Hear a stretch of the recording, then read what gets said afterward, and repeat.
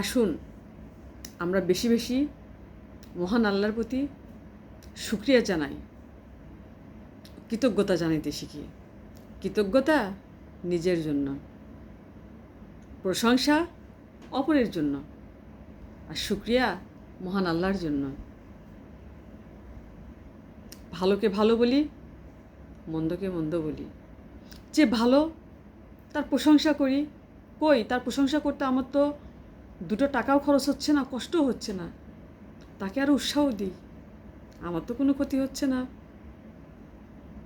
আমি যদি ভালোকে ভালো বলি, আল্লাহ আমাকে ভালো বলবেন। আমি যদি কাউকে সৎ কাজে, ভালো কাজে উৎসাহ দিই, অনুপ্রেরণা দিই, আল্লাহ আমাকে দিবেন। আমি অন্যের জন্য যেমনটা ভালো চাইব, আল্লাহ আমার জন্য তেমনটাই ভালো চাইবেন। যে অপরের কল্যাণ চায়, মহান আল্লাহও তার কল্যাণ চায়। কাজে আসুন আমরা বেশি বেশি শুকরিয়া আদায় করি, কৃতজ্ঞতা প্রকাশ করি, প্রশংসা করতে শিখি।